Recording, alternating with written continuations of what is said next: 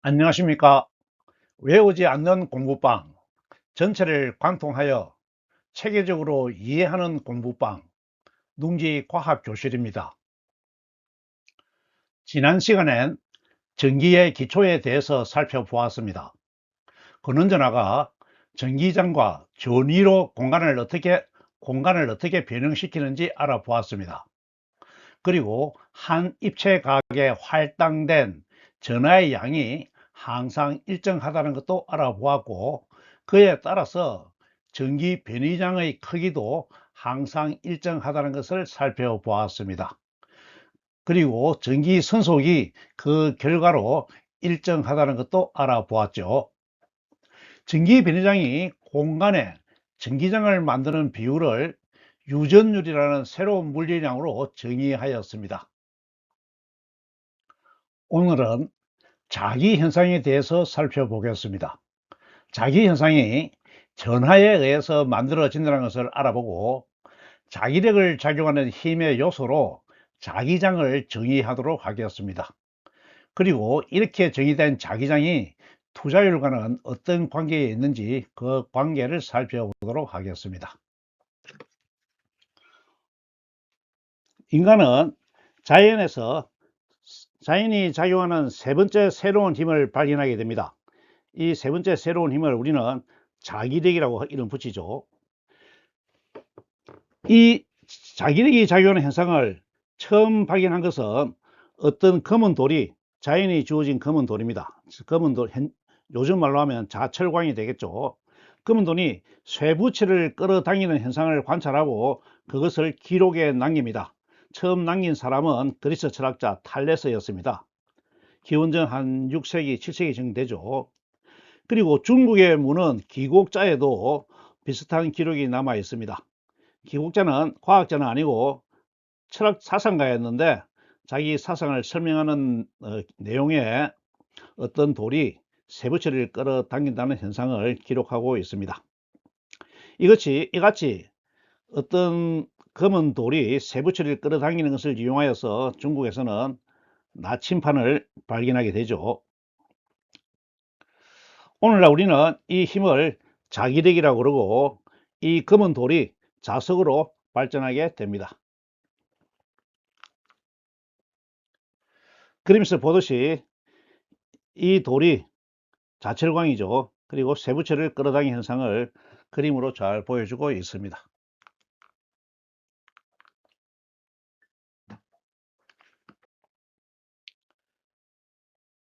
지금부터 자기력에 대해서 구체적인 내용을 살펴보도록 하겠습니다. 중력은 질량이 그 힘의 근원이었고, 전기력은 전하가 그 힘의 근원이었죠. 자기력은 그 힘의 근원을 자하라고 이름을 붙입니다. 그런데 자하는 그 근원이 밝혀졌습니다. 뒤에 살펴보겠습니다만은 움직이는 전하였죠. 그에 비해서 전하는 아직도 그 실체가 밝혀지지 않았고, 중력은 E 이꼴 mc 제곱이라는 아인슈타인의 유명한 식에 의해서 질량과 등가이죠. 에너지와 등가입니다. 그래서 중력을 작용하는 질량은 에너지와 관계가 있다는 것이 드러났습니다. 앞에서 살펴본 자연이 작용하는 힘의 근원을 자세히 살펴본 사람은 영국의 의사이자 과학자인 길버트였습니다. 전기현상을 설명할 때 말씀드렸습니다만은 그 시기가 1600년이었죠. 1600년. 길버트는 자석에 대한 연구를 주로 하였습니다. 그리고 자석을 연구하기 위해서 그 대비현상으로 전기도 같이 연구하였죠. 길버트가 살펴서 밝힌 내용은 두 자석 사이에는 미는 힘과 당기는 힘이 동시에 작용한다는 겁니다. 그리고 힘이 두 가지죠. 그리고 그 작용하는 부위는 자석이 덩어리가 있으면 그 자석 전체에 작용하는 게 아니고 끝부분에 강하게 작용한다는 것을 밝혀냅니다. 관찰한 것이죠. 그럼 관찰 자체가 참이 됩니다. 그리고 뒤에서 살펴보겠습니다만은 지구 자체가 커다란 자석이라는 것을 발견하고 지구와 자석이 작용하는 그 관계를 통해서 한극을 N극, 한극을 N극이라고 하고 다른 한극을 S극이라고 합니다. N극이란 것은 지구가 자석이니까 지구의 북극을 가리킨다. 북쪽이죠.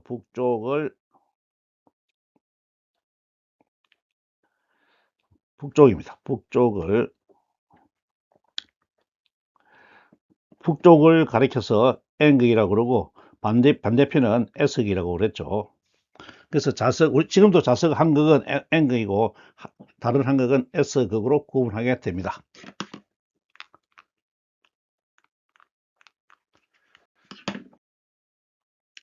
이번에는 지구 자기에 대해서 알아보겠습니다. 지구가 자석으로서 작용하는 현상을 발견한 것은 나침판이 있습니다. 자철광의 문질은 새 바늘이 항상 북쪽을 가리키는 현상을 발견하게 되죠. 그 원리나 그는 알 수 없었지만은 현상이 항상 일어나므로 이것을 이용하여 나침판을 발명합니다. 이 시기가 11세기 중국이었죠. 그러니까 송나라 시대입니다. 북송이겠죠. 송나라 시대입니다. 그리고 이 나침반이 서양에 전해짐으로써 항해에 이용하게 되고 역사에 나오는 대항해 시대를 열게 됩니다. 그리고 이런 현상에 대해서 구체적으로 원인을 살펴본 사람은 앞에서 말한 윌리엄 길버트였죠. 길버트는 자철광을 구형으로 만들어, 즉 지구와 같은 형태로 만들어서 그 구형 위에 표면에 나침판을 놓습니다. 그리고 그 구형 위에서의 나침판의 움직임을 실제 지구 표면에서의 움직임과 비교했을 때 같다는 것을 알게 됐겠죠. 그래서 지구가 자석이구나 하는 심정을 굳히고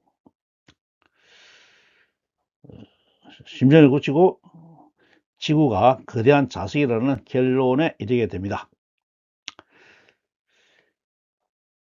중요한 것은 지구 표면에서의 움직임과 동일하다는 것이죠.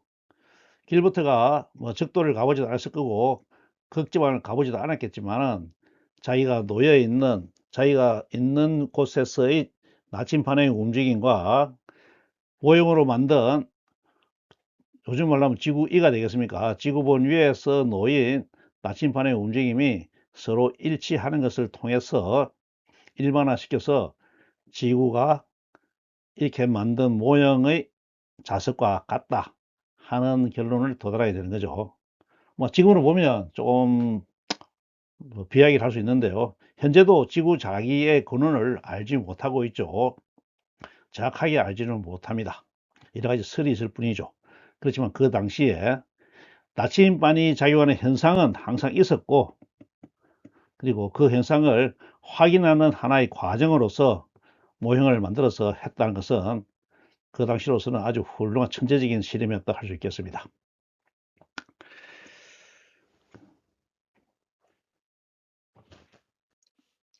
그림은 인공지능 AI에게 부탁해서 얻은 것입니다.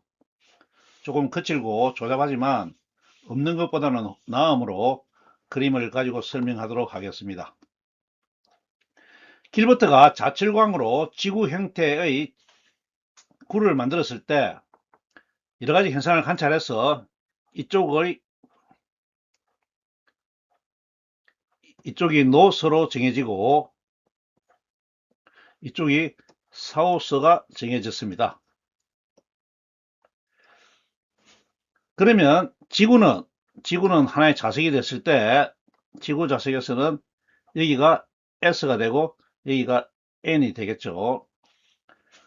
영국은 위도가 이 나침판하고 비슷하므로 이 나침판의 움직임과 길버트가 살았던 곳, 지표면에서의 움직임을 비교하게 됩니다. 지표면에서 나침판의 움직임과 이 지구 위, 자칠광 지구 위에서의 나침판의 움직임을 서로 비교했을 때 같다 이렇게 하면 지구와 지구 위가 동일하다 이렇게 결론을 내게 되죠. 그래서 지구가 거대한 자석이다 하는 결론에 도달하게 됩니다. 길버트가 북극이나 적도를 가봤는지 모르겠습니다만 오늘날의 실험을 보면 나침판이 이렇게 평형저울 같이 되어 있다면 북극에 가면 n이 되겠죠. 이렇게 거의 수직으로 서게 될 겁니다. 수직으로. 근데 폭각이 있으므로 받침 중심이 있으니까 딱 서지를 못하겠네요. 그러나 손으로 들면 수직이 되겠죠. 남쪽에서는 또 손으로 들면 수직이 될 건데 그게 반대겠죠. NS 들기는 S에 N이 될 겁니다. 그리고 적도 지방에는 이렇게 놓으면 N이 되고 S가 되니까 똑같이 이렇게 쓰게 될 겁니다. 쓰게 되는데 이때는 복각이 어찌 됩니까? 복각 자체가 또 평행이 되니까 이건 수평이 되겠네요. 복각도 평행이 되니까 수평이 될 가능성이 있습니다. 수평이 되겠습니다. 이해가 되면 한번 테스트 해보시기 바랍니다. 자, 이해가 되었습니까? 지구는 거대한 자석이다. 길버트가 한 실험을 정리하면 지구 표면에서의 움직임과 모형 위에서의 움직임이 동일하다는 것을 발견하게 되고 사고 실험을 하게 되면 극지방에 가면 수직으로 설 것이다. 그리고 적도 지방에서는 수평을 이룰 것이다. 왜? 지구 모형 위에서의 움직임이 이렇게 나타났기 때문에 하는 결론을 도달하게 됩니다. 그래서 지구가 거대한 자석과 같다 하는 지구 자석을 발견하게 되는 것이죠. 이번에는 자석의 성질에 대해서 살펴보겠습니다. 그림처럼 자석이 하나에 주어졌을 때 N극과 S극이 있습니다. 그래서 이 두 극을 분리하기 위해서 가운데를 절단합니다. 절단했더니 한쪽이 N극, 한쪽이 S극이 되는 것이 아니고 분리된 나누어진 것이 각각 N극과 S극이 생겼습니다. 다른 쪽도 똑같이 N극과 S극이 생겼습니다. 신기하죠? 그래서 한 번 더 잘랐습니다. 한 번 더 잘랐더니 그래도 똑같이 N극과 S극이 생기고 N극과 S극이 생기고 N극과 S극이 생기고 N극과 S극이 생겼습니다. 이렇게 무한히 반복하게 되면 제일 마지막에 나온 것도 N극과 S극 한 덩어리가 생기겠죠. 그래서 이르는 결론은 자석은 아무리 나누어도 그 극이 분리되지 않고 항상 새로운 자석이 된다. 최종적으로 물질을 이루고 있으므로 물질을 이루고 있는 것은 원자죠. 그러므로 마지막 남은 것도 원자가 될 것이고 그 자체가 자석이니까 원자 자석이 될 것이라는 것을 알 수 있습니다. 이해가 되었습니까? 그래서 자석에는 어떤 성질이 있느냐면 가장 중요한 성질인데 하나의 극만 따로 분리되지 않는다. 즉 홀극이 없다는 것이죠. 근데 전기는 홀극이 있죠. 플러스 전하도 있고 마이너스 전하도 있습니다. 근데 자석은 홀극이 없으므로 제일 마지막에 N과 N 덩어리 하나가 있겠죠. 이렇게 된 것을 우리는 삼극자라고 그러는데 전하에도 있었죠. 자기므로 자기삼극자라고 이름을 붙입니다. 여기에 대해서는 전자기학 시간에 자세히 살펴보도록 하겠습니다. 이번에는 전기력과 함께 자기력을 과학의 세계로 이끈 쿨롱의 법칙을 살펴보도록 하겠습니다.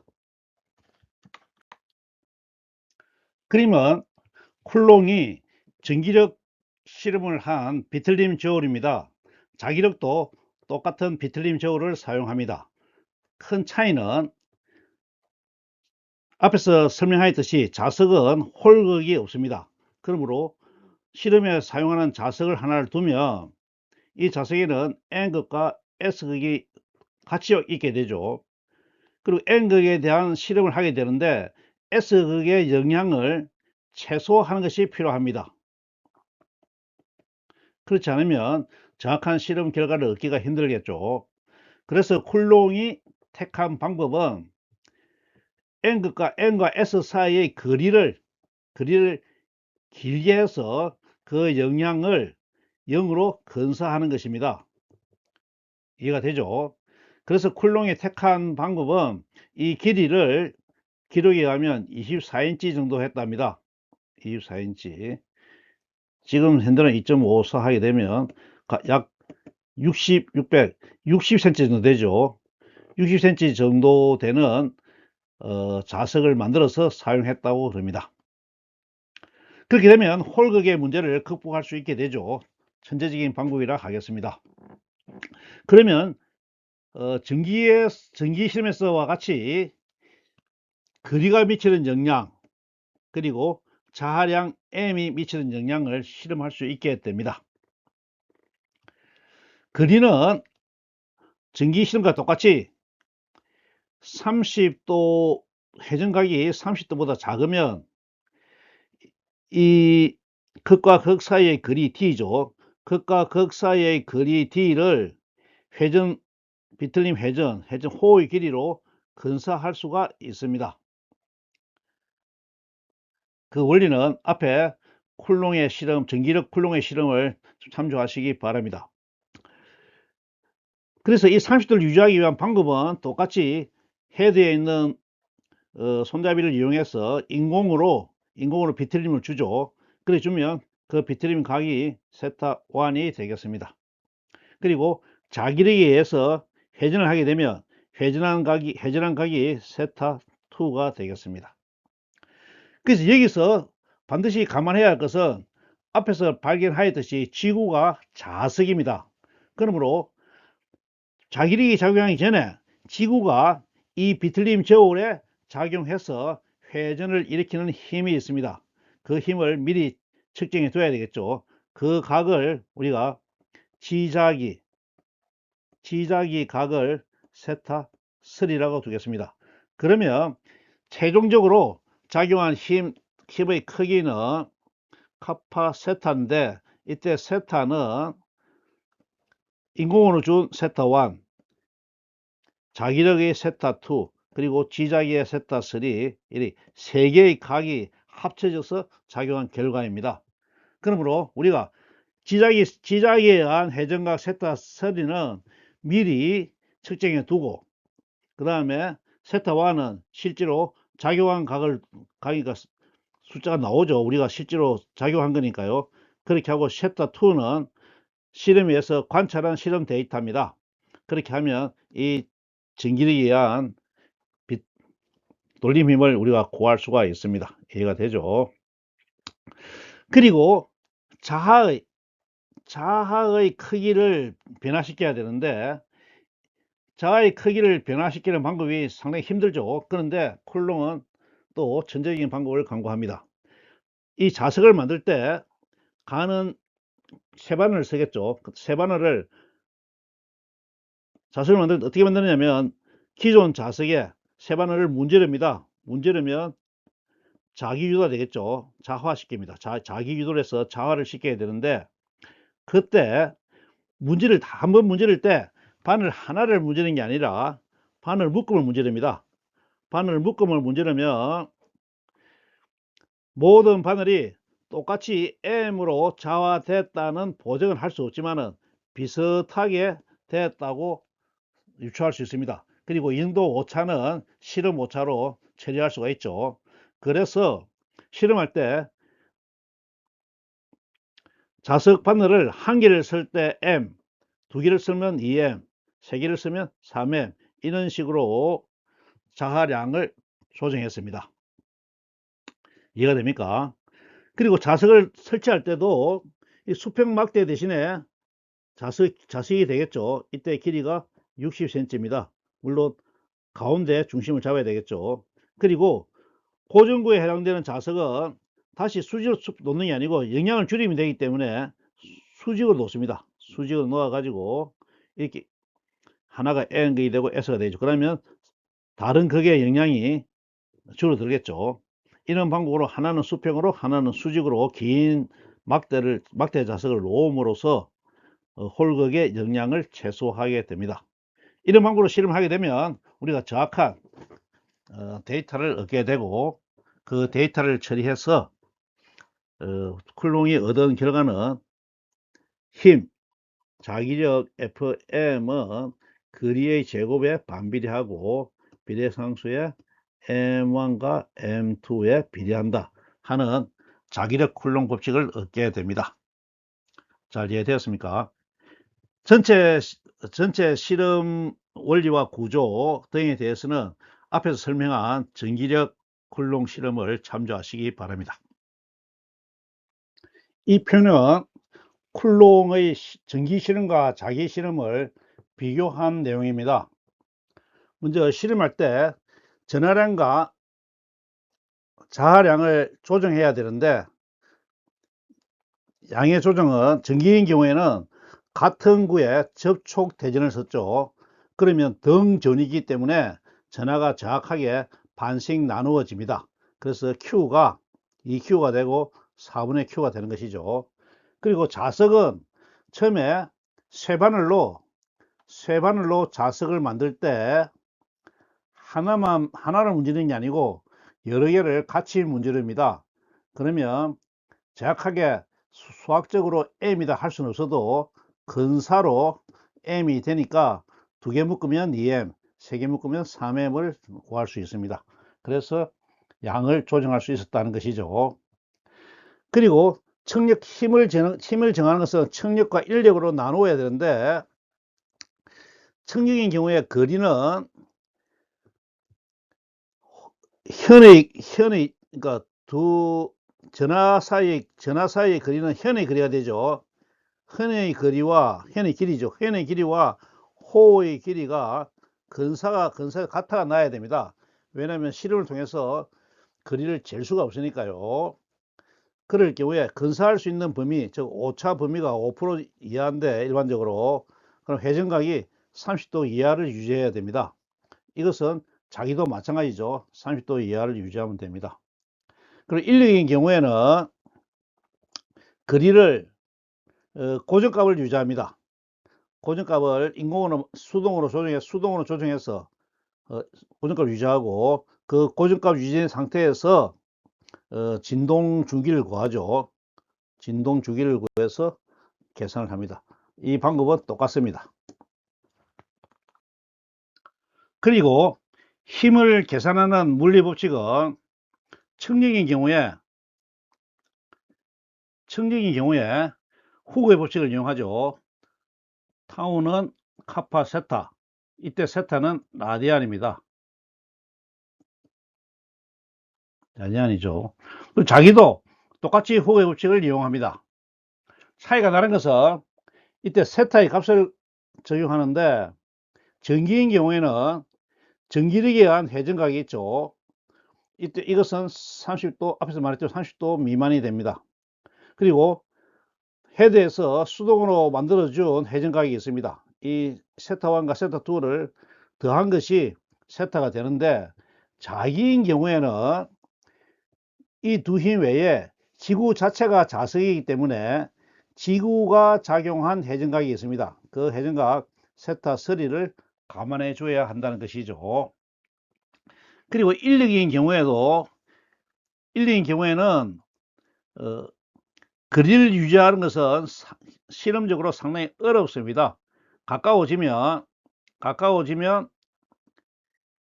평행을 이루기 전에 조그만 차이가 나도 가까워질수록 힘이 세어지기 때문에 R제곱분의 1로 비례하죠. 거리가 짧아지면 힘이 세어집니다. 그래서 평행을 이루기 전에 바로 당겨져서 끌려가서 붙어버립니다. 그래서 정확한 실험하기가 어려운 것이 현실이었죠. 그래서 쿨롱이 개발한 다른 방법은 비틀림 진자의 주기를 이용하는 것입니다. 역학적으로 비틀림의 힘은, 그러니까 회전력이죠. 돌림 힘의 크기는 진동 주기의 제곱에 반비례하는 성질이 있습니다. 자세한 내용은 역학시간 동영상 참고해야 되겠죠. 그랬을 때 이 T에는 두 가지 성분이 보태집니다. 하나는 외력이 강한 힘이 없을 때, 전기력이나 자력이 없을 때 자연 상태에서의 진동 주기가 있을 수 있죠. 거기에다가 비트림을 주었을 때 두 개 합친 힘에 의한 진동 주기가 있습니다. 이 두 주기를 더해서 전체 힘을 구해야 되는 것이죠. 이해가 되었습니까? 강한 힘의 주기와 중성 상태의 주기가 더해져야 된다는 것입니다. 쿨롱의 법칙을 말로 정리하면 비틀림 저울을 이용하여 실험을 하였고, 그때 사용한 자석은 가늘고 긴 막대 자석을 사용합니다. 그리고 힘의 작용 방식은 같은 걷끼리는 서로 미는 힘을 작용하고 청력이 되겠습니다. 다른 걷끼리는 서로 당기는 힘을 작용한다. 인력이 되겠습니다.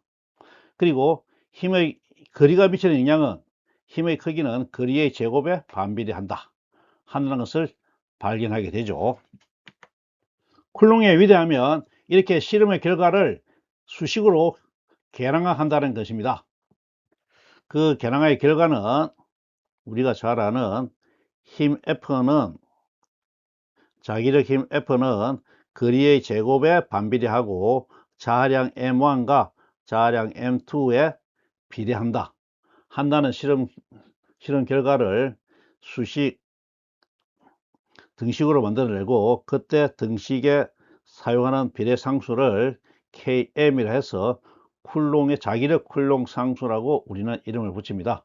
그리고 그 크기가 1 곱하기 10의 마이너스 7성이 나오는데, 이 숫자의 근거나 유도 방법에 대해서는 전자기 시간에 구체적으로 알아보도록 하겠습니다. 뒤에서 알아볼 수 있나요? 자, 이해가 되었습니까? 이번에는 자하의 본질에 대해서 살펴보겠습니다. 한마디로 하면 전류의 자기작용입니다. 즉 전류가 자석을 만들어낸다는 것이죠. 이것을 발견한 사람은 웨르스테드입니다. 덴마크 과학자죠. 발견한 해는 1820년입니다. 뉴턴이 프린키피아에서 만류 인력을 발견한 것이 1687년이었죠. 그리고 쿨롱 법칙을 발견한 것은 100년 후인 1785년이었습니다. 그런데 웨르스테드가 전류의 자기작용을 발견한 것이 1820년이니까 35년 정도 지났나요? 과학은 계속 발전하고 있습니다. 내용을 살펴보면 전류가 흐르는 도선 주위에 나침반을 놓자 나침반의 바늘이 도선을 중심으로 회전하는 것을 발견합니다. 실험하는 도중에 이런 현상이 생기면 가볍게 지나갈 수도 있는데 웨르스테드는 그렇게 하지 않았죠. 나침반 바늘이 움직였다는 것은 무언가 힘을 작용하였다는 것을 나타내기 때문에 힘의 근원을 찾아갑니다. 그 결과 전류가 나침반에 힘을 작용하였다는 결론에 도달하게 되죠. 스위치를 ON하면 나침반이 움직이는데 스위치를 끄면 나침반이 움직이지 않는 것을 통해서 그런 사실을 확인할 수 있습니다. 그래서 전류가 자석에 힘을 작용한다. 즉 전류가 자석이다. 이렇게 되는 것이죠. 자석에 힘을 작용하는 것은 자석이니까요. 전류가 자석과 같은 성질을 가진다. 근데 전류는 전하가 움직이는 것이죠. 전하의 움직임입니다. 전하의 움직임이니까 다른 말로 하면 움직이는 전하가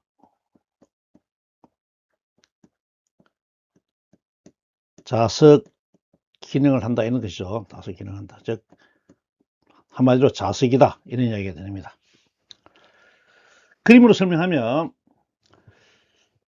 도선에 전류가 붉은색 화살표 방향으로 흐르고 있습니다. 그림은 명확하지 않는데 나침반은 도선 밑으로 도선 바로 밑에 있습니다. 그렇게 하면 이렇게 있죠. 높이 위에 철분 같은 섬 위에 전류가 흐르고 그 밑에 나침반이 있습니다. 뒤에서 배우겠습니다만은 전류가 흐르면 전류 주위로 원형의 자기장이 생깁니다.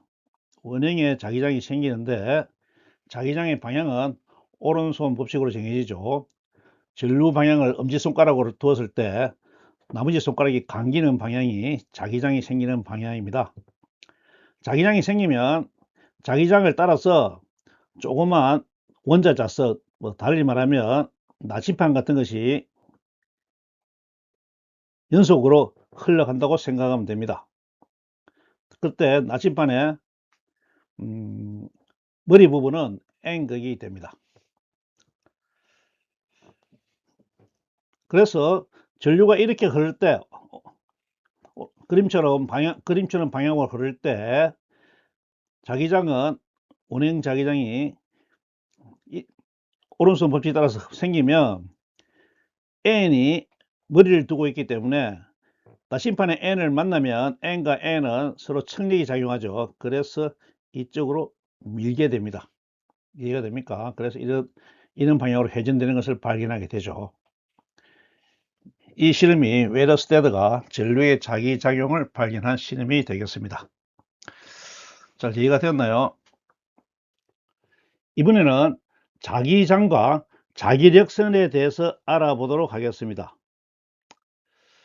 자기장은 전기장과 같이 어떤 거는 자아가 있을 때 그 자아가 다른 자아에 힘을 작용하게 될 때 언제든지 힘이 작용할 수 있도록 미리 공간을 변형시켜야 되는데 그 변형시킨 크기를 자기장이라는 개념으로 계량을 하는 것이죠.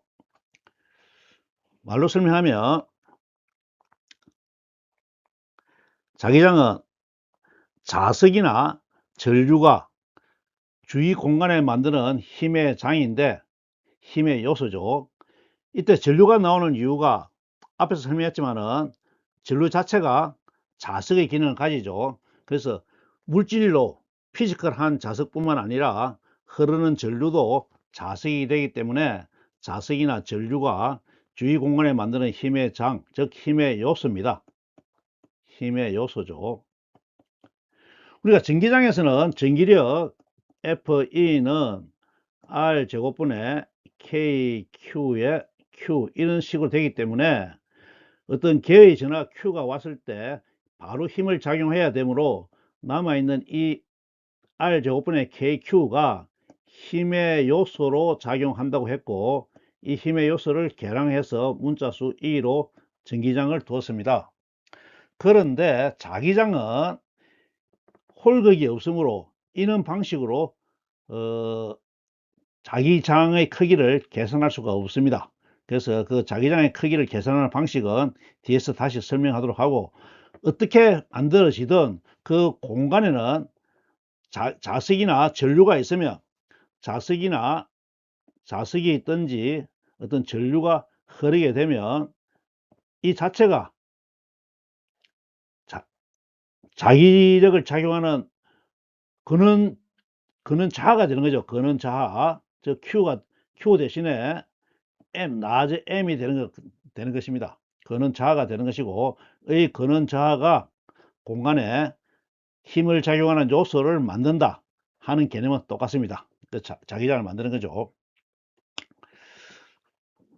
내용을 보면 공간에 놓인 자의 힘을 작용하는 힘의 요소고 그 크기는 자기장의 세기, 즉 자기장이라 하게 되면 일반적으로 공간을 말하는 것이 아니라 그 세기를 말한다 하는 것은 전기장과 똑같죠. 전기장과 마찬가지로 벡터 물리는 아니고 그 단위값은 T를 쓰는데 테슬라를 씁니다. 자기장이 전기장과 다른 점은 전하는 단독으로 존재하며 전기장을 형성할 수가 있지만 자는 항상 삼극자, 우리는 다이폴이라고 그러죠. 삼극자로만 존재하면서 자기장을 형성한다. 그래서 앞에서 설명하였듯이 자기장을 전기장같이 이런 형태로 그 세기를 구할 수가 없습니다. 다른 방법으로 자기장의 세기를 계량하죠. 그것은 뒤에서 살펴보도록 하겠습니다. 자석은 홀극이 없으므로 자석이 있으면 항상 그림처럼 N극과 S극이 같이 있게 됩니다. 그런데 전기는 플러스 전기는 이렇게 발산하는 형태로 힘이 작용하고 마이너스 전기는 수렴하는 형태로 힘이 작용한다고 그랬죠. 그렇지만은 전기는, 즉 전하는 눈에 보이지가 않아서 시각화하기가 힘이 듭니다. 하지만 자석은 눈에 보이는 물체죠. 그러므로 시각화를 할 수가 있습니다. 자석과 자석 사이에 힘이 작용하면 그 힘이 작용하는 형태를 통해서 힘이 어떻게 작용하는지 눈으로 볼 수가 있게 되는 것이죠. 자석과 자석이 작용할 때 큰 자석에 작은 자석을 놓으면 그 큰 자석과 작은 자석 사이에 작용하는 힘의 경로나 방식을 눈으로 볼 수가 있습니다. 자석은 색가루와 상호작용하죠. 그러므로 색가루 자체가 색가루가 자석인 것입니다. 색가루 단독으로는 자석이 안 되었지만은 자석 옆에 가게 되면 자석에 의해서 자석으로 바뀌죠. 그래서 자화가 되는 겁니다. 어쨌든 자화가 된 색가루와 자석은 자석으로서 서로 작용을 하는 것이죠. 그래서 이렇게 까맣게 보이는 것은 색가루입니다. 여기에 어떤 색가루 하나가 있으면 이 색가루는 자석과 이런 형태로 힘이 작용하는 것이죠. 쭉 연결하게 되면 이렇게 연결이 되겠죠. 이건 전기장에서 전기력선을 그린 것과 같은 원리입니다. 이 자리에 눈에 보이지 않는 전하가 있으면 그 전하가 힘을 작용하는 방식을 화살표 벡터로 그렸었죠. 근데 자석에서는 마찬가지로 이 지점에서 자하가 있으면 이 자하는 자석과 상호 힘을 작용하겠죠. 그때 작용하는 힘의 크기를 화살표에 표시하게 되면 이렇게 표시가 되겠죠. 되는데 홀극이 없으므로 S쪽에 가까운 것은 N이 될 것이고 S쪽에 먼 쪽은 S가 될 것입니다. 그러므로 자기력선을 연결한다는 것은 조그만 자석을 계속해서 연결하는 것이죠.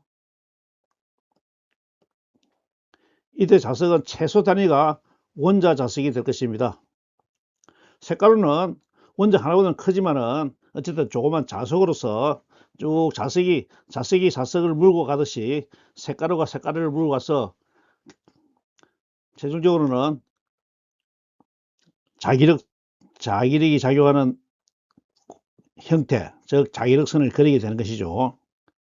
이것을 오른쪽 그림 같이 색가루 대신에 나침반으로 바꾸어 보게 되면 좀 더 상황을 명확하게 이해할 수가 있습니다. 이것은 물론 이해를 위해서 만든 그림이죠. 자기력선은 N에서 나와서 S로 들어간다고 그랬죠. 그러면 이런 형태로 될 것입니다. 그리고 자기력선 위에 있는 자석 하나는 자석과 상호 힘을 작용해야 되기 때문에 N극과 먼 쪽에서는 자석이 머리 쪽에 가게 되고 S쪽에서는 가까운 곳이 N극이 되겠죠.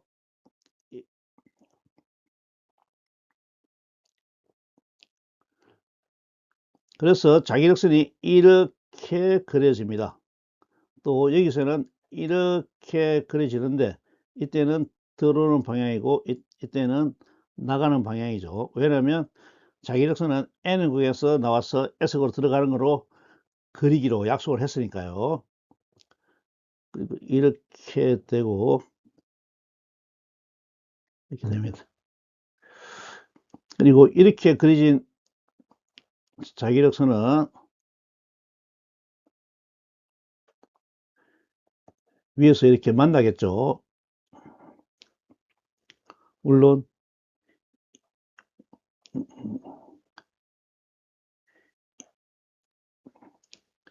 이렇게 그려진 것도 만나게 될 겁니다. 그러므로 자기력선 위에 자석을 놓는다는 것은, 즉 나침판을 놓는다는 것은 나침판이 쭉 이어져서 연결되어 있다고 하는 것입니다. 그래서 그 자기력선의 방향은 나침판 머리가 앞을 향하는 방향으로 쭉 이어진다고 생각하면 됩니다. 이런 이야기는 앞에서 전류의 자기작용할 때, 즉 웨르스테드가 전류가 흐를 때 책상 위에 있는 나침판이 움직이는 것을 보고 설명할 때, 나침판이 움직이는 방향을 정할 때 자기력선이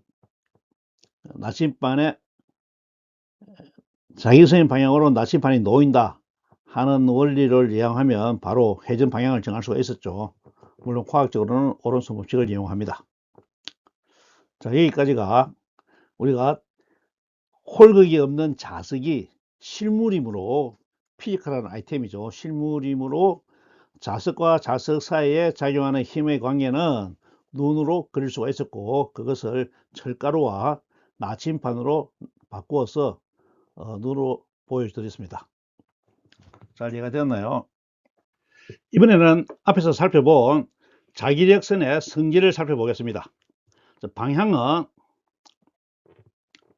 N극에서 S극으로 가는 방향으로 정합니다. 이 약속이죠. 약속입니다. 물론 거꾸로 정해도 아무 관계가 없습니다. 정의니까요. 그래서 그림 보면 N에서 나오는 방향으로 화살표를 그리고 S극에서는 들어가는 방향으로 화살표를 그립니다. 물론 이렇게 연결되어 있죠. 닫힌 고리를 형성한다. 즉 보이지 않는 부분은 이렇게 연결되어 있는 것이죠. 시장이나 끝이 없다. 이 말은 이야기 어려운데, 얼른 보면 끝나지 않나 생각하는데 끝나지 않고 이 자석 안에도 자기력선이 흐릅니다.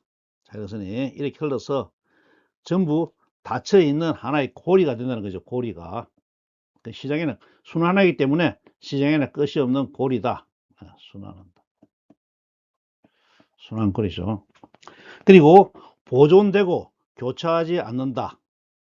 교차하지 않는 이유는 어떤 점에서 자기력선이 만난다는 이야기는 힘이 작용하는 방향이 두 개라는 뜻이 되죠. 만나보게 되면 이 자기력선은 힘이 그 점에서 작용하는 힘의 방향을 나타내는데, 교차한다는 것은 작용하는 힘의 방향이 여러 개라는 뜻이 되기 때문에 자연의 현상과 즉 과학과 위협이 됩니다. 모순이 되는 것이죠. 그래서 교차하지 않는다는 것을 알 수 있습니다. 외우는 것이 아니죠. 그리고 이때 힘이 작용하는 방향은 자기력선의 연속이기 때문에 접선 방향으로 작용한다. 미분의 개념을 따지면 순간 힘의 작용 방향이죠. 접선 방향이 힘의 작용 방향이 된다 하는 거죠.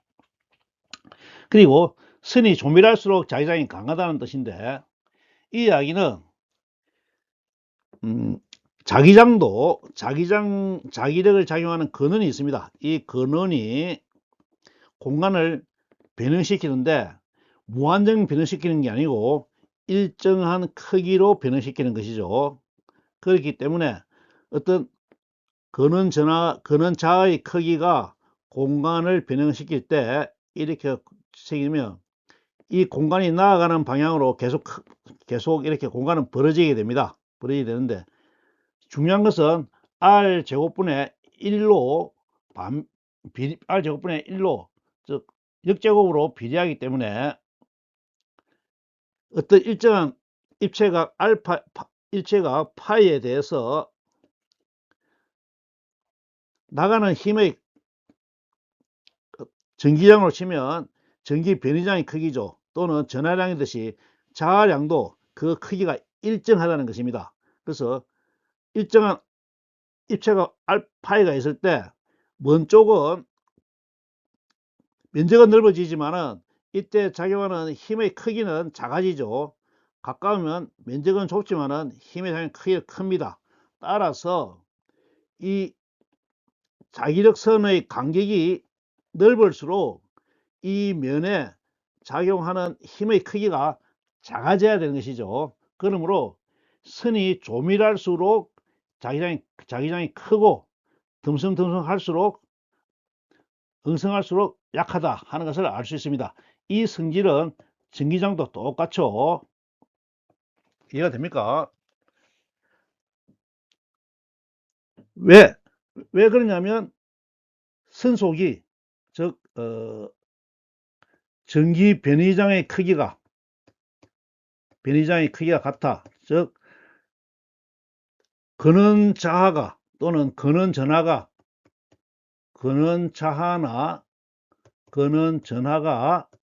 공간을 왜곡시키는 공간을 변형시키는 그 크기는 항상 일정하다는 것이죠. 즉 주어진 입체각에 대해서 항상 일정하기 때문에 멀리 가면 거리가 멀수록 그 지점에서 작용하는 힘의 크기는 작다는 것이고 작음으로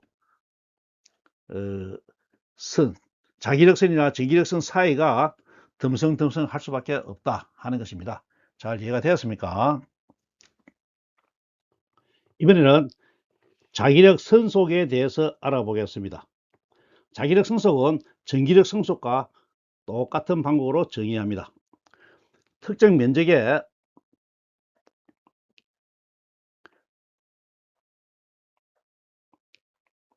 내용을 살펴보면 특정 면적에 작용하는 자기장 세기의 총합 이렇게 되어 있죠. 자기력 선속수의 총합, 즉 합이라는 이야기는 앞에서 말했지만은 펄락스, 속이라는 뜻이죠. 속, 묶는다. 묶으면 영어로 펄락스가 됩니다. 다시 전기장과 똑같이 개념 쓰면 여기에 어떤 면적이 있습니다. 면적을 주어졌죠. 이렇게 면적을 줄까요? 이렇게 면적을 주어지게 되면 이 면적을 통과하는 자기장 세 개의 총합인데 면적 기준이니까 정확하게 이 면적을 지나는 자기장입니다. 그러면 이 면적에 대한 각 점에 대해서 자기장의 세기를 화살표로 이렇게 그릴 수가 있을 것입니다. 이해가 되죠? 이 화살표를 전부 다 더하는 것이죠. 총합이니까 더하는 것입니다. 이때 더할 때 어떤 값을 더하느냐? 이 자기장도 문자수 b로 나타내면 자기장 b도 벡터죠. 그리고 이 면적에 대해서도 면적은 벡터가 됩니다. 면적은 연속수입니다. 그리고 둘 다 벡터이기 때문에 더하는 방식에 있어서 규칙을 정해야 되는데 같은 방향으로 가는 크기만 더한다 이렇게 되는 것이죠. 같은 방향이기 때문에 같은 방향의 합을 구하는 것은 내적이 됩니다. 곱셈인데 같은 것을 더하니까 더하는 것은 곱셈이죠. 그래서 내적이 됩니다. 그렇게 해서 내적을 하게 되는 것이죠. 이것을 풀면 크기의 사이각의 코사인 값이므로 bs 코사인 세타가 됩니다. 자기장의 크기, 면적의 크기, 곱하기 사이각의 코사인 값. 세 개의 실수죠. 세 개의 실수를 곱하는 실수값을 얻게 됩니다. 실수값을 얻게 되죠. 이것을 면적이 이산수가 아니고 연속 수이므로 수식으로 다시 쓰게 되면, 이 개념을 수식으로 쓰게 되면 파이 m은 적분이 됩니다. 인테그랄 b의 ds를 내적하게 되는 것이죠.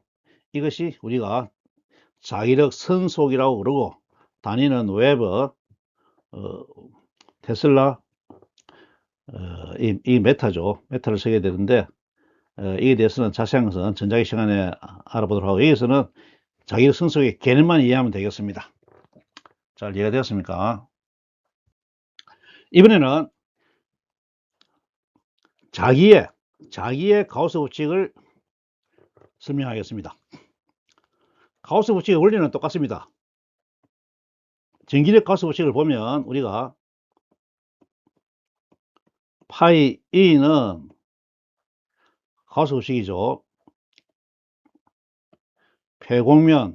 표면의 표면적에 대해서 전기장 E를 연속이니까 면적에 내적을 하는 거죠. 내적을 한 것이 이 크기가 항상 무한이 아니고 일정한 값을 가집니다. 그 값이 근원저나 Q가 만들어냈기 때문에 그 관계가 되는 비례식이 입실론 제로분의 1의 비례상수를 가진 형태로 된다는 것이죠. 그런데 자석인 경우에는 이 근원저나 Q에 해당되는 값이 없습니다. 왜냐하면 전부 삼각자로만 존재하게 되죠. 그러므로 식이 약간 달라지게 되는데, 파이의 E는 폐곡면에 대한 적분, 자기장의 크기 B에 면적 ds를 적분하게 되지만은 그 값은 항상 0이 된다는 것이죠. 왜냐하면 홀극이 없으므로, 즉 다이폴만 존재하기 때문에. 그림에 보듯이 어떤 근원자가 있으면 항상 나가는 자기력선이 있으면 들어오는 자기선이 항상 있어야 되죠. 그리고 이것이 서로 교차하지 않고 연속된 선이므로 연속되어 있기 때문에 언제든지 하나가 나가면 하나가 들어오게 됩니다. 그러므로 어떤 면적에 대해서 더하게 되면, 어떤 면적이 아니죠, 폐곡면이죠. 이 자석을 포함하는, 두 자석을 감싸는 경우에 이 자석을 포함하는 전체 폐곡면을 그리게 되면 이 폐곡면에 대해서 나가는 방향으로 적분값을 구하게 되고 들어오는 방향으로 적분을 구하게 되죠. 그럼 이 더한 값은 항상 방향이 있으므로 이게 플러스 같으면 이것은 마이너스가 됩니다. 그래서 플러스와 마이너스를, 그 크기를 더하면 이것은 0이 되죠. 왜냐면 실수값이니까요. 똑같은 원리로 자석을 벗어나 있는 경우, 즉 이 공간에 폐곡면 S를 하나 설정해야 된다 하더라도 들어가는 방향으로 자기선이 있고 나가는 방향으로 자기선이 있죠. 그러므로 이것은 어디 위치를 두든 딱 대칭이 아니라 어디 위치를 두든 이 벡터 양을 분할하게 되면, 분할해서 힘을 작용하게 되면 항상 0이 됩니다. 항상 0이 되면. 그래서 안에 근원자가 없지만은 들어가는 양과 나오는 양이 같으므로 더하기와 빼기가 항상 같은 크기를 만들어서 0이 된다는 것이죠. 이것이 자기의 가우스 법칙이 됩니다. 즉 자석을 감싸는 경우든 자석을 벗어나 있는 일반 공간에 대한 경우든 전부 플러스 마이너스에서 0이 된다는 것이 가우스의 법칙입니다. 잘 이해가 되었습니까? 이번에는 자기장을 계량화하겠습니다. 앞에서 한번 말씀드렸지만 자석은 홀극이 없으므로 전기같이 쿨롱 법칙에서 계량화하는 식을 만들어낼 수가 없습니다. 참고로 전기장을 보면 전기장에서 전기력 Fe는 거리의 두 전하 사이의 거리의 제곱에 반비례하고 쿨롱 상수의 근원전하 Q에 개의 전하 Q로 힘을 작용했죠. 그래서 개의 전하를 플러스 1쿨롱에 시험 전하를 놓게 되면 플러스 1은 곱셈의 항등원이므로 표시하지 않아도 관계없습니다. 그러면 남는 것은 R제곱분의 KQ가 되는데 이것이 힘의 요소가 되는 것이죠. 왜냐하면 공간에 어떤 전하든 시험전하 Q가 오게 되면 그 Q에 작용해서 전기력을 만들어내니까요. 그래서 이 힘의 요소를 우리가 특별한 문자수 하나 E로 두고 베타니까 베타 E로 두고 이것을 우리가 전기장이라고 정의했습니다. 그런데 자석은 홀극이 없으므로 이런 방식으로 할 수가 없죠. 앞에 자기력선을 살펴봤지만은 항상 이렇게 나신바 같이 두 극이 같이 움직입니다. 그렇게 해서 크기를 계산할 수가 없습니다. 그래서 과학은 여기서 물러서지 않고 현실 세계에서 나침반에 힘이 작용하면서 엄연한 현실이기 때문에 그 현실 속에서 힘의 크기를 거꾸로 계산해 냅니다. 그렇게 계산하는 방식이 F 이꼴 QV 곱하기 자기장은 이래 되는 것이죠. 이 무슨 말인가 하면 Q는 전하량이죠. V는 속도를 나타내는 벡터량입니다. 그러면 QV니까 벡터에 대한 실수배 한 것이죠. 전하는 스칼라량이니까요. 그럼 QV가 전체로 움직이는 전하가 되니까 이것이 바로 자하가 됩니다. 자하가 됩니다. 그리고 자하는 자석이니까 공간에 다른 자석이 있어서 다른 자석에 자기장이 있다면 이렇게 그림에서 그리면 이렇게 자석이 하나 있습니다. 자석이 하나 있고 이렇게 자기장이 작용하는데 어떤 QV라는 자가 지나가고 있습니다. 지나갈 때 이 자석과 힘을 작용하겠죠. 그때 작용하는 힘은 이 지점에서 자가 이 지점을 지나간다면 이 지점에서 자석과 힘을 작용할 겁니다. 힘을 작용하겠죠. 그때 힘을 작용한다는 것은 여기에 이미 이 자석에 의해서 자기력 힘의 요소가 깔려 있다는 것이죠. 이때 깔려 있는 자기력 힘의 요소를 크기를 구하겠다. 그렇게 하면 자기력을 구할 수 있는가, 자기장의 크기를 구할 수 있는 거 아니냐 하는 것이죠. 그래서 이 크기를 구하면 힘 F를 구하면 B를 계산해서 구할 수가 있다. 그래서 이때 구한 힘의 크기를 자기장의 세기라 하겠다.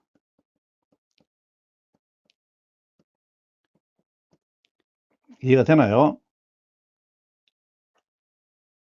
F는 우리가 측정하면 되죠. 힘의 크기니까요. Q도 전하량은 계속 구할 수 있습니다. 속도 V도 구할 수가 있죠. 어쨌든 구할 수가 있습니다. 그럼 남는 거는 B가 되는 것이죠. 그래서 이때 B를 우리는 문자수 B로 표시하고 이것을 자기장의 세기를 한다. 이렇게 됩니다. 이해가 됩니까? 이때 이 힘을 우리는 과학에서는 로렌츠 힘이라고 그럽니다. 물론 움직이는 전하와 전하가 가지는 힘인데 전하와 전하 사이에도 힘이 작용하죠. 그래서 또 전기력도 보태야 됩니다만 여기서는 우리는 자기력을 살피기 때문에 자기력 성분만 표시하면 F 이퀄 QV 곱하기 벡터 B가 되겠습니다. 그리고 이걸 실수를 분리해내면 V 곱하기 B가 되겠죠. 벡터 연산에 대해서는 벡터 파트의 동영상을 참여하시기 바랍니다. 그때 말로 쓰면 자기장 B를 말로 쓰면 자기장 B는 1쿨롱의 전하가 1m/s로 움직일 때, 즉 QV가 이때 Q는 1쿨롱입니다. 그리고 속도 V는 1m/s로 움직입니다. 움직일 때 1N의 힘을 받게 하는 자기장의 세기, 그런데 이때 측정하니까 이 힘이 1N이다. 그죠? 그렇게 되면 전부 단위값 1이죠. 전부 단위값 1이기 때문에 남는 것이 B가 됩니다. 그래서 그것을 자기장의 세기로 정의한다. 이해가 되시죠? 이때 자기장의 세기는 테슬라인데, 테슬라는 뉴턴이죠. 뉴턴이 힘이고, 암페어, 암페어 곱하기 메타죠. 차원으로 쓰면 A-1, M-1, 암페어 -1, 메타 -1이 되겠습니다. 다른 계산 다시 해볼까요? 그럼 암페어 메타가 되는 것이 잘 바로 눈에 보이지 않죠. 그러면 B를 지금 단위 계산입니다. B는 QV분의 F가 됩니다. 이때 F는 뉴턴이 되죠. 그리고 Q는 쿨롱이 됩니다. V는 메타 퍼 세커가 되죠. 근데 이 세커를 이쪽으로 분해합니다. 분해하면 뉴턴 쿨롱 퍼 세커가 되고 메타가 됩니다. 근데 쿨롱 퍼 세커는 단위 시간당 전하의 양이기 때문에 이것이 암페어가 되는 것이죠. 암페어가 되고 메타가 되고 힘은 뉴턴이 되는 거죠. 그래서 뉴턴 퍼 암페어 메타가 되는 것입니다. 자, 여기까지가 홀극이 없는 자석에 대해서, 즉 자기력에 대해서 자기장의 세기를 현실 세계에 있는 힘을 이용하여 간접적으로 구한 방법을 설명하였습니다. 잘 이해가 되었습니까? 이번에는 자하로부터 자기장을 직접 계량하는 방식에 대해서 알아보겠습니다. 이렇게 이런 방법으로 자기장의 세기를 계량한 사람이 비오 사바라입니다. 비오도 한 사람 이름이고 사바라도 사람 이름이죠. 두 사람입니다. 두 사람이고 이것은 실험 법칙입니다. 웨르스테드가 덴마크에서 전류가 바로 자석이다. 즉 자기장 작용을 한다.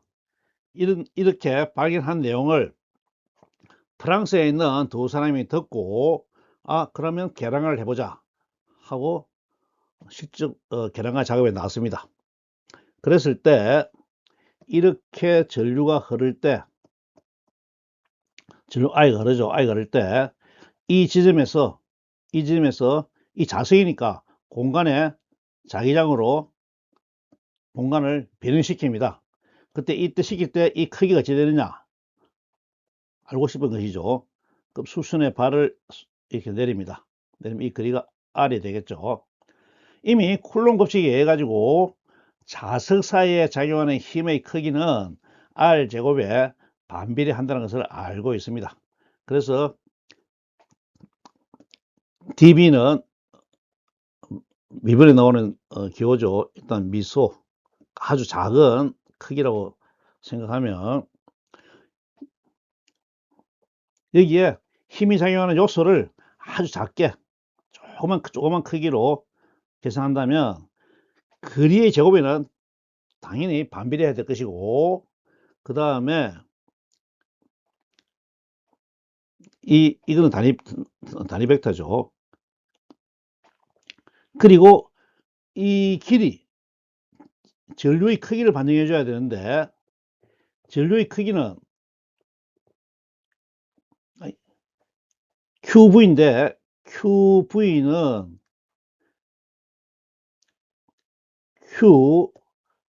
V가 길이 L 분의 속도 S가 되는 것이죠. 그러므로 나누면 SQL이 됩니다. 이것은 IL이 되죠. 즉 전류가 흐르는 도선의 길이가 됩니다. 그래서 전류는 일정하기 때문에 상수를 만들어내고 도선의 길이가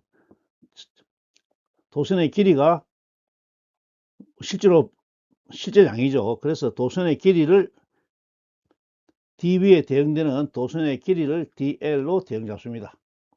그래 잡으면 이 점에서 전체 무한도선인 경우에 전체 선에 대해서 각각의 힘들을 다 더할 수가 있겠죠. 그래서 그 더하는 것을 연속이니까 적분을 합니다. 그래서 적분을 하고 r제곱에 길이를 적분하니까 dl의 방향은 단위 벡터 r을 씁니다. 그때 비례상수를 4파이분의 u0i로 계산하죠. 이 비례상수에 대해서는 다음에 기회가 있을 때 설명하겠습니다. 어쨌든 상수 k가 하나 주어진 겁니다. 이해가 됐습니까? 이렇게 식을 만들고 실험을 했을 때 실험과 이 식이 일치한다는 것을 확인하게 되죠. 그래서 이것이 전류 자하로부터 직접 자기장을 계산해낼 수 있는 식이 됩니다. 물론 적부식이죠. 말로 하면 미소 전류 조각 IDL QV입니다. QV죠. QV가 IDL들이 만드는 자기장의 벡터 합이다. 무한직선 도선의 자기장은 계산하게 되면 B는 2πr분의 u0i가 되는데, 이때 뮤제로를 우리는 뒤에서 배우겠습니다만 이것은 진공의 투자율이라는 이름으로 사용합니다.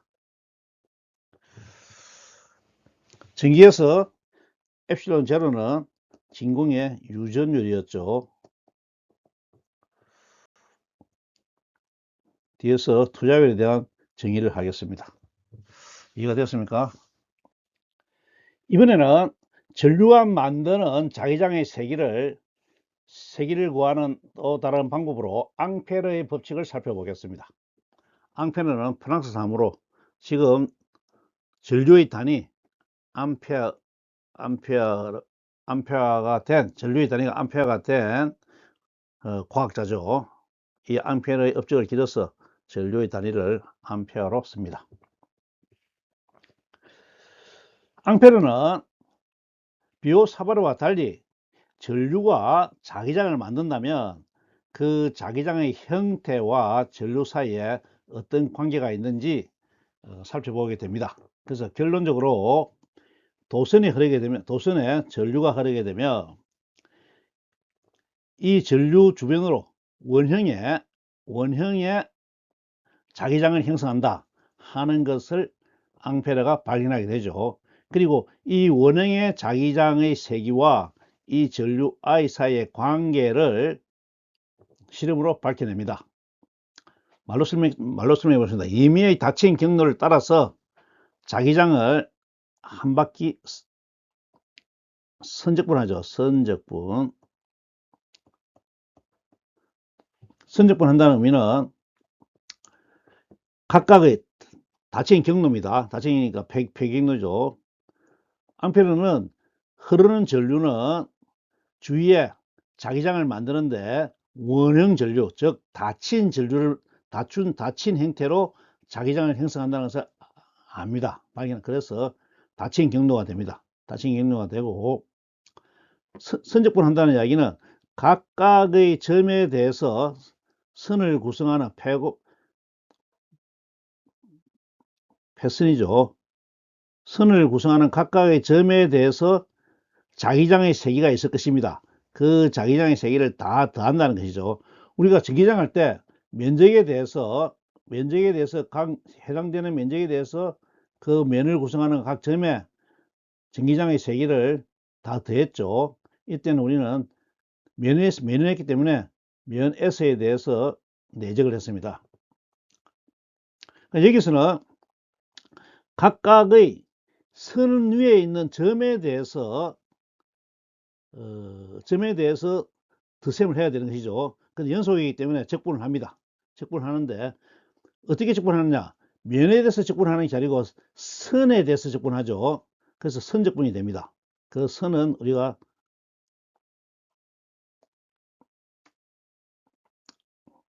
S를 하기도 하고 A를 하기도 하는데 어쨌든 선입니다. 선. S를 하니까 또 면적같이 보이네요. 선적분하는 값은 그 경로를 감싸고 있는 면을 통과하는 R자 전류에 비례한다. R자 전류 I죠. 그러니까 이렇게 선을 잡으면 이 선 안을 지나가는 전류 I가 있을 겁니다. 이 I에 비례한다. 달리 해석하면 어떤 전류 I가 있을 때 이 전류 I는 공간에, I는 자석이니까 공간에 자기력 힘의 요소로 공간을 변형시키는데, 그때 변형시킨 값을 구하려면 전류 I를 포함하는 임의의 패곡선을 그리고 그 패곡선의 각각의 점에 대해서 자기장의 크기를 다 더하면, 즉 선적분하면, 그때 그 선적분한 것은 이 패곡선을 지나는 전류 I에 비례하더라. 달리 말하면 이 전류 I가 이 패곡선의 자기장의 크기를 정한다. 이런 뜻이 되는 것이죠. 근원 전류 Q가 공간의 면적을 통과하는 전기력선의 크기를 정하는 것과 서로 대응된다고 생각하면 됩니다. 그때 비례할 때 비례 상수를 뮤제로 I, 앞에서 비오사바라 썼던 그 뮤제로입니다. 진공의 투자율이죠. 그 비례상수를 뮤제로 I를 하면 이것이 진공의 투자율이 됩니다. 즉 자기장 B를 각각 패곡선이죠. 곡선 위에 각각의 점에 있는 자기장 B를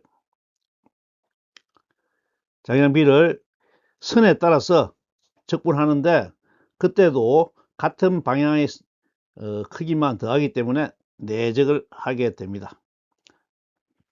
이때 선을 우리는 C로 표시하죠. 서큐트 커브 해야 되겠네요. 커브. 이해가 됐습니까? 이때 비례상수를 특별한 문자 뮤제로를 쓰고 그 이름을 진공의 투자율이라 한다. 진공의 투자율을 처음으로 도입하게 되는 것이죠. 이렇게 앙페어의 법칙을 가지고 실제로 현상에 적용해 보게 되면 무한직선 전류의 자기장 B, 비오사바라 할 때 했죠. B가 있을 때 이렇게 원을 임의 평고니까 원을 그립니다. 원을 그리면 원주는 2πr이죠. 그리고 자기장 B가 있으니까 자기장 B의 세기는 일정합니다. 그러므로 2πr이고 그 크기가 UZI와 비례하니까 B를 분리해서 계산하게 되면 2πr분의 U0I가 되는 것이죠. 이 식이 비오사바라가 계산했던 식과 같은 결과를 얻게 됩니다. 물론 이런 자세한 내용은 전자기 시학에 다루게 됩니다만, 여기서는 U0I, 즉 진공의 투자율이 어떻게 식에 도입되는가 하는 것을 여러분들이 이해하시면 되겠습니다. 자기장은 전류에 비례하고 거리에 반비례한다. 즉 1차원이죠. 전류에 비례하고 거리에 1차원, 2차원이 아니고 1차원에 반비례합니다. 그렇다고 쿨롱 법칙이 틀린 건 아니죠. 자, 여기까지가 자기장을 계량한 것입니다. 다음 슬라이드에서 우리가 투자율에 대해서 알아보도록 하겠습니다. 이번에는 앞에서 앙페르 법칙에서 도입하였던 진공의 투자율에 대해서 설명하겠습니다. 말로 설명하면 전류가 공간에 자기장을 만들어내는 비율, 공간의 자기적 특성을 나타낸다고 했죠. 전류 자체가 자석이죠. 자석이기 때문에 공간에 자기장을 형성합니다. 즉 공간의 성질을 변형시키는 거죠. 변형시킬 때 그 크기를 계량하면 그 숫자를 맞추기 위한 비율이 나오게 될 겁니다. 그 비율 값을 상수가 나오게 되고 그 상수를 진공의 투자율을 하고 문자수는 뮤제로를 쓴다. 이때 뮤를 읽죠. 뮤 한글 하면 뮤. 뮤 제로로 쓴다. 앙페르 법칙을 식을 살펴보면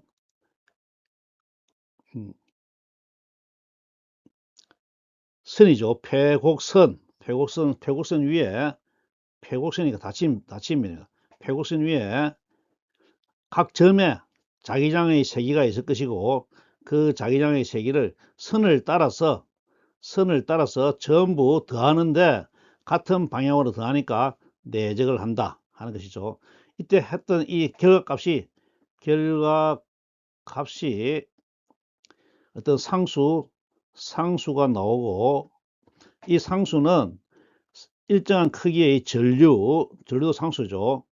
이 상수와 상호 관계가 있는데 이것을 동치로 놓을 수 있는 비례상수 뮤 제로가 존재한다 하는 이야기입니다. 식의 관계가 이해되었죠? 이때 뮤 제로의 크기는 현대과학에서는 4파이 곱하기 10의 마이너스 7승을 사용합니다.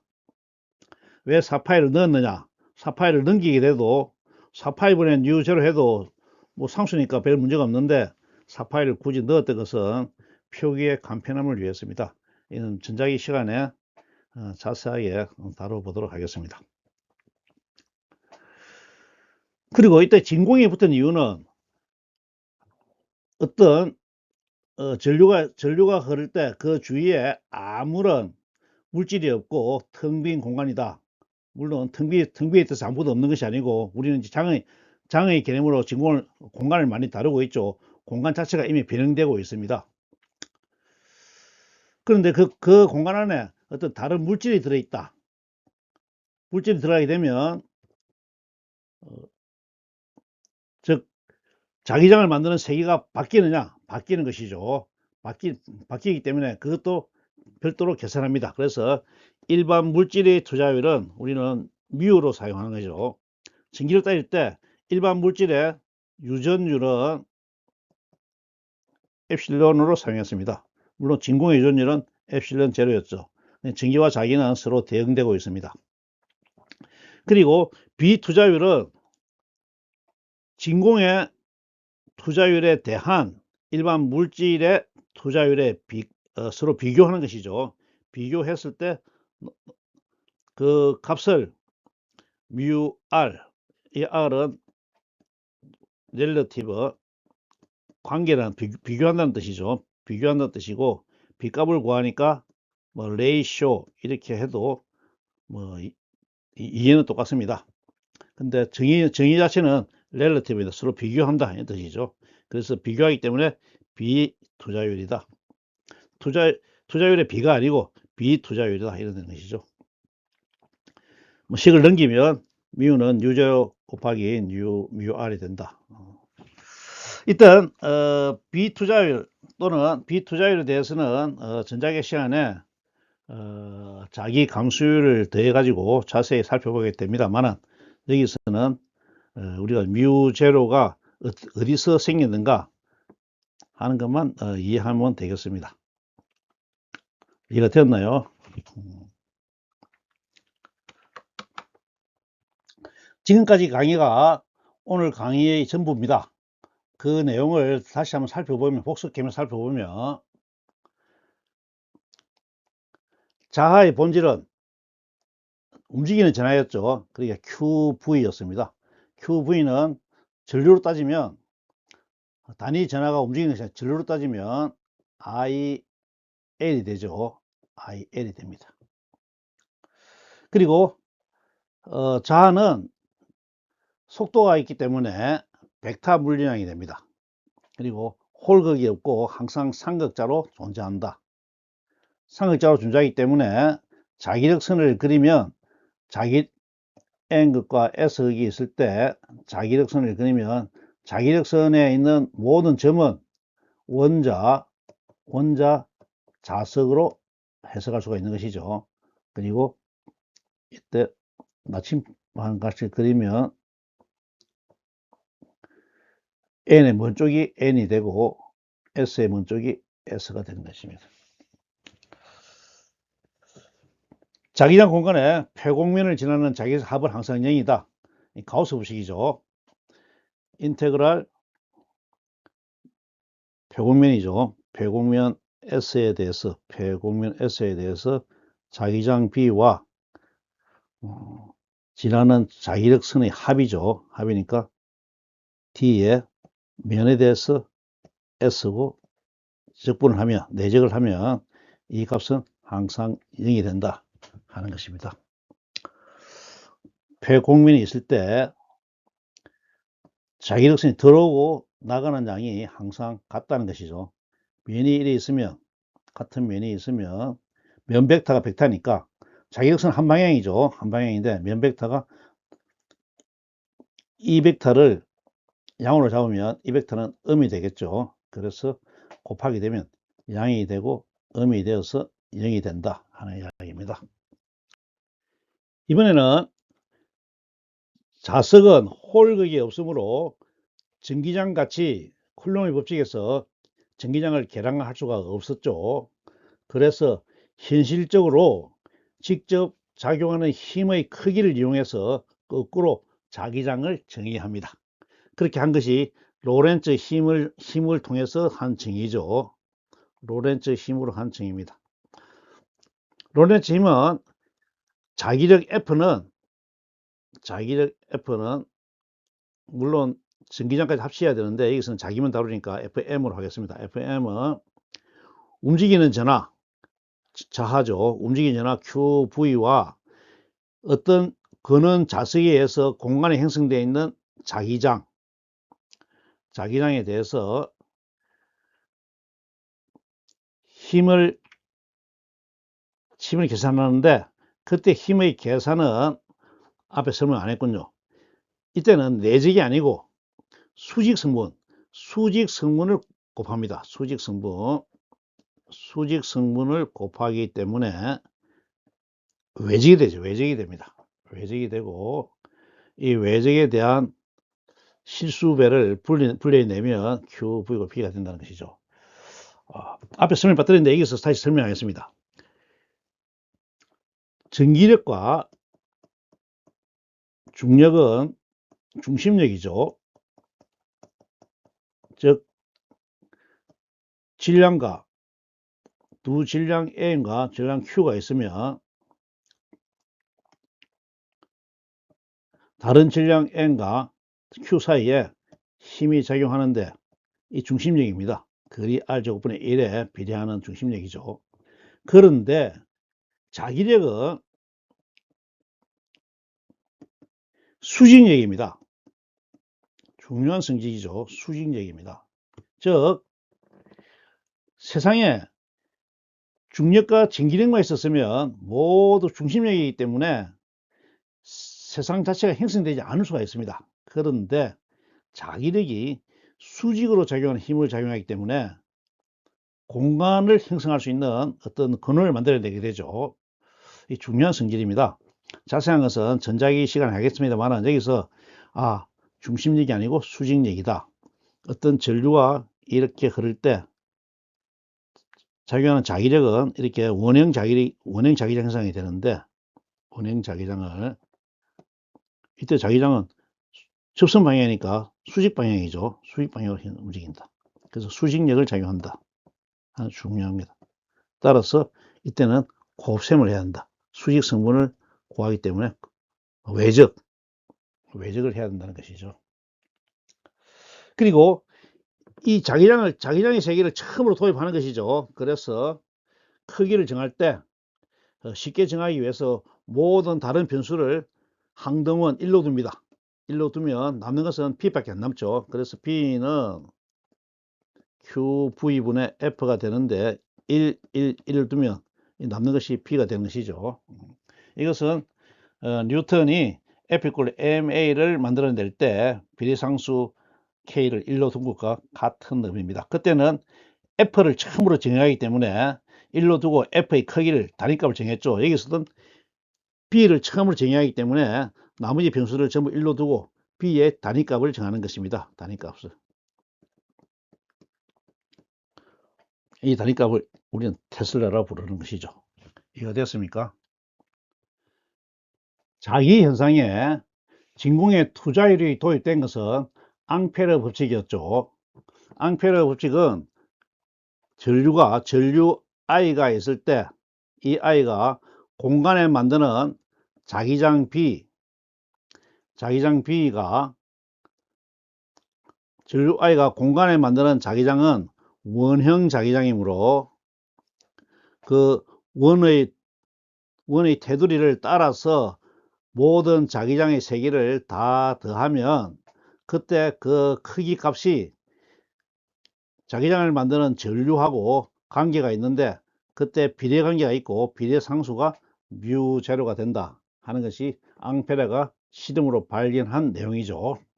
그래서 이때 비례상수 도입한 것이 μ0를 하고 이름을 진공의 투자율을 한다 하는 것을 설명하였습니다. 다음 시간에는 패러데이 법칙을 알아보겠습니다. 우리가 화학 강의를 하다가 전자기학 강의를 하는 이유는 전자기파를 이해하기 위한 것이죠. 전자기파가 에너지를 이동시키고 에너지를 전달하는 수단이다. 그리고 빛이 전자기파의 일종이라는 것을 이해하기 위한 것입니다. 그리고 패러데이 법칙은 앞에서 흐르는 전하, 움직이는 전하, 전류가 자기를 만들어낸다고 했는데 패러데이는 반대 방향으로 그러면 움직이는 자기가 전류를 만들지는 않을까 하는 생각을 하게 되죠. 그 생각 끝에 발견한 새로운 자연현상이 패러데이의 법칙입니다. 이 패러데이 법칙은 전기를 만드는 법칙이기 때문에 대단히 중요하죠. 다음 시간에 자세히 설명하도록 하겠습니다. 그럼 오늘 강의는 이것으로 마치겠습니다. 감사합니다.